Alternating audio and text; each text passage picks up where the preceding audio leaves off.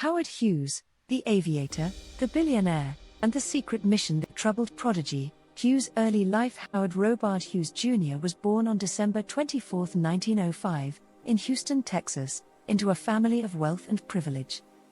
His father, Howard Hughes Sr., was a successful inventor and entrepreneur who founded the Hughes Tool Company after patenting a revolutionary oil drill bit.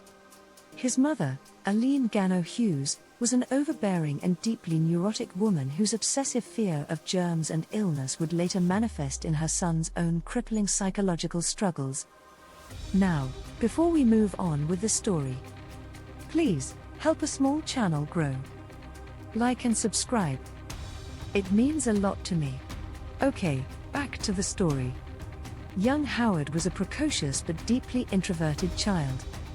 By the age of 11, he had built Houston's first wireless radio transmitter. At 12, he reportedly constructed a motorized bicycle from scraps. But his brilliance was shadowed by tragedy, his mother's suffocating protectiveness and his father's sudden death in 1924 left him emotionally unmoored. Inheriting the family fortune at just 18, Hughes dropped out of Rice University and moved to Hollywood, where he would begin his dual legacy as a maverick industrialist and a reclusive madman. Hollywood, aviation, and the descent into obsession in the 1920s and 1930s, Hughes became a film producer, directing Hell's Angels, 1930, a lavish World War I aviation epic that nearly bankrupted him. His obsession with perfection was evident. He reshot scenes endlessly, demanded real aerial combat footage, and drove pilots to their deaths in reckless stunts. The film's success cemented his reputation as a relentless, almost maniacal visionary. But it was aviation that truly consumed him. In 1932, he founded the Hughes Aircraft Company, designing and testing planes that pushed the limits of speed and endurance. His H-1 racer broke world speed records in 1935, and in 1938, he piloted a modified Lockheed Super Electra around the world in a record-breaking 3 days, 19 hours, and 17 minutes. Yet even as he ascended in fame, his mental health deteriorated. A near-fatal crash in 1946, while testing the experimental XF-11 reconnaissance plane, left him with severe injuries and an addiction to opiates. His paranoia and obsessive-compulsive disorder worsened. He hoarded his own urine in jars, wrote rambling memos instructing aides on how to open cans of fruit, and became terrified of germs to the point of self-isolation.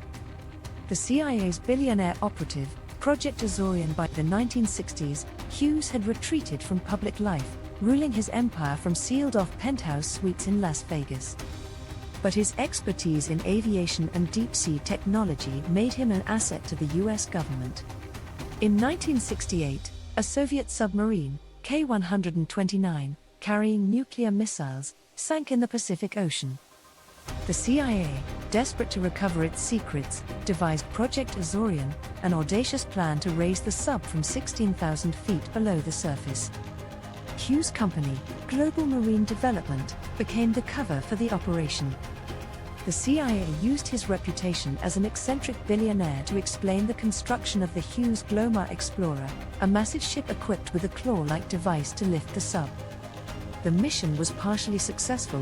While the submarine broke apart during retrieval, the US reportedly recovered nuclear torpedoes, codebooks, and the bodies of 6 Soviet sailors, who were given a secret burial at sea. The operation remained classified for decades, but leaks in 1975 exposed Hughes' role.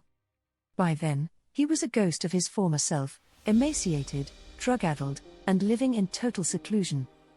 The final descent, a billionaire's tragic end. In his final years, Hughes became a gaunt, deranged spectre.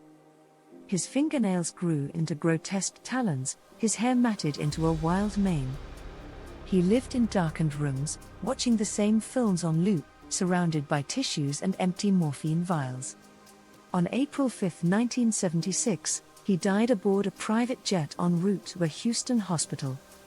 The autopsy revealed severe malnutrition, kidney failure, and needle tracks covering his emaciated body.